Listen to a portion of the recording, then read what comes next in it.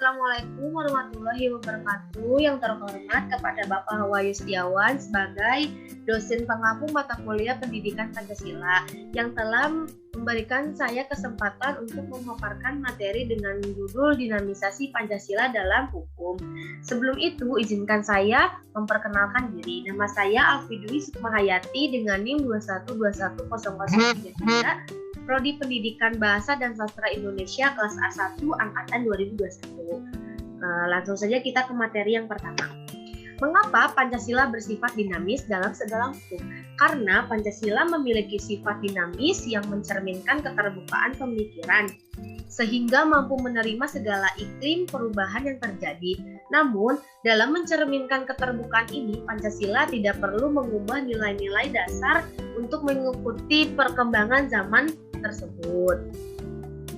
Slide kedua ada, apa itu aktualisasi Pancasila? Aktualisasi Pancasila adalah pelaksanaan Pancasila dalam setiap pribadi, perorangan, setiap warga negara, setiap individu, setiap penduduk, setiap penguasa, dan setiap orang Indonesia dalam aspek moral dalam kaitannya dengan hidup dan negara dan masyarakat. Slide ketiga ada, aktualisasi Pancasila terbagi menjadi dua. Yang pertama ada aktualisasi Pancasila objektif, yaitu aktualisasi Pancasila dalam berbagai bidang kehidupan kenegaraan yang terjadi kelembagaan negara antara lain meliputi legislatif, eksekutif, maupun yudikatif. Selain itu juga meliputi bidang-bidang aktualisasi lainnya seperti politik, ekonomi, hukum, terutama dalam penjabaran ke dalam Undang-Undang Pertahanan.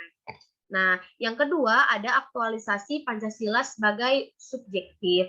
Apa sih itu tuh?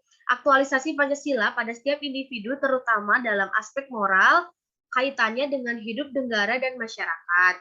Aktualisasi yang subjektif tersebut tidak terkecuali baik warga negara biasa, aparat penyelenggara negara, penguasa negara, terutama kalangan elit politik dalam kegiatan politik perlu mawas diri agar memiliki moral ketuhanan dan kemanusiaan sebagaimana terkandung dalam Pancasila.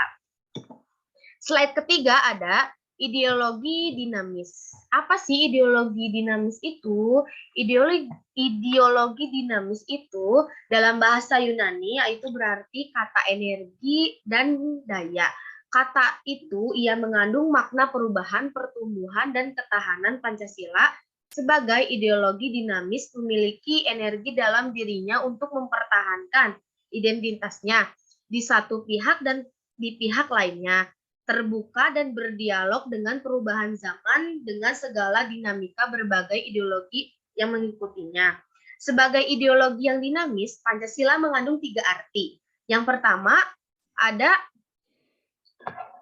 di tengah zaman yang berubah, ia menjadi wasiat dan warisan pusaka yang dilestarikan sepanjang masa. Pancasila menjadi inherent dengan keberadaan bangsa dan negara Indonesia. Yang kedua, Pancasila menjadi titik chemistry yang proporsional dan harmonis secara vertikal dan horizontal, secara personal dan sosial, secara teoritis dan praktis, secara lokal, nasional, dan global, dan secara historis antara masa lalu, kini, dan yang akan datang. Ketiga, Pancasila sebagai sebuah ideologi yang visioner dan misioner, ia menjadi rumah bersama bagi semua ide-ide politik yang mempunyai daya ungkit.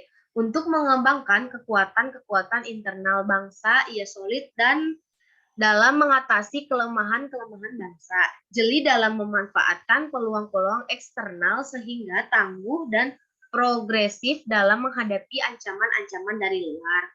Nah, Pancasila ideologi dinamis dan dengan ketiga elemen di atas akan membentuk nasionalisme Indonesia yang kontekstual.